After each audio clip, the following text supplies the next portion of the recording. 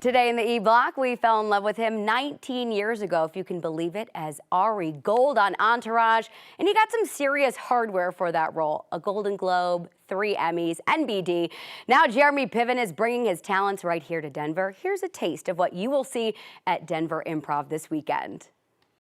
Guess who the highest paid actor in Hollywood is? The Rock, right. He's never taken an acting class. Do I sound bitter? Because I am. Yeah. I'm performing in a mall next to a Dave & Buster's. You know what, Jeremy? We've upgraded you in Denver. You're not going to be next to a Dave & Buster's. I'm at a Cheesecake Factory? Let's go. All right.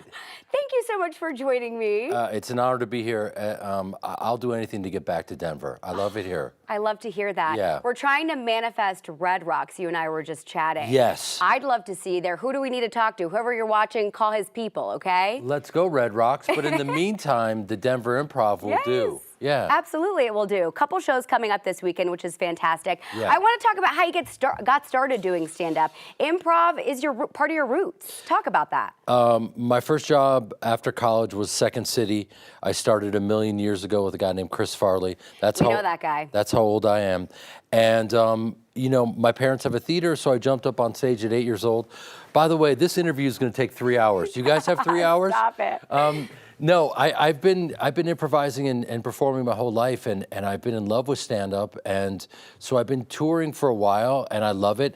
No one knows that I do stand-up. We do now. You will, and I just kind of recorded a special, and so I'll put it out there, and people will understand, and we have a great time. You just dropped a bomb. You recorded a special. When is that coming out? Well, I recorded on my iPhone. It's in my bathroom. Oh, it's going to be fire content, guys. No, it's I don't know when it's going to. We're editing it right now, and then we'll see. That's exciting. Yeah, congratulations. Really, thank you. Thank you. Okay, very cool. Who are your biggest comedy inspirations? Richard Pryor, growing up.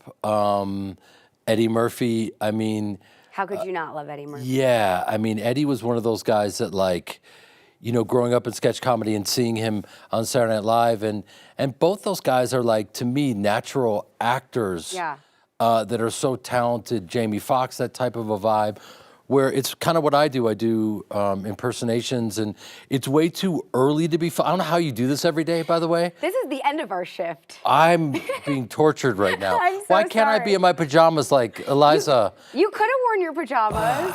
Yeah, she just was kicking it at home in our interview. But I like to have you guys here in person with me. I love, by the way, we match, kids, if you notice. We match, yes. You got a little orange. He got the memo. I may or may not have messaged him. Okay, you posted that you coming in town on the weekend that your Bears are playing our Broncos. Yes. We're two pretty terrible teams right now. What are your thoughts on that? My thoughts are that it's going to be competitive.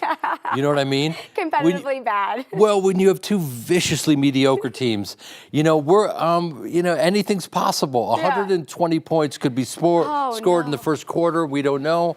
Russell Wilson is an elite quarterback. Yeah.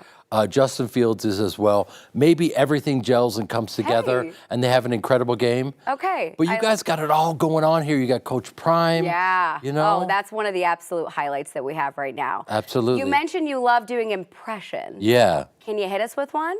Why? See, that's, you know. You have it. Okay. Okay. Stallone. Yeah, let's go. All right. So if you were to interview Stallone, what would you do? Well, what would your question be? Oh, what would my question be?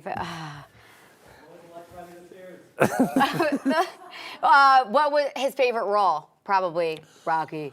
It's probably Expendables, you know what I'm saying? I'd like to, you know, basically. I'm sorry, Sly, we can't understand you. Well, I didn't write this.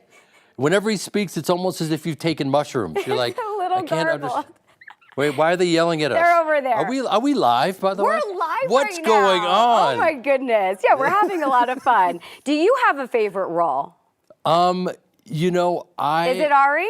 You know, it's interesting because for 12 years I've been putting together a movie called The Performance that my sister wrote and directed, and we're going to premiere it at the Rome Film Festival on October 28th.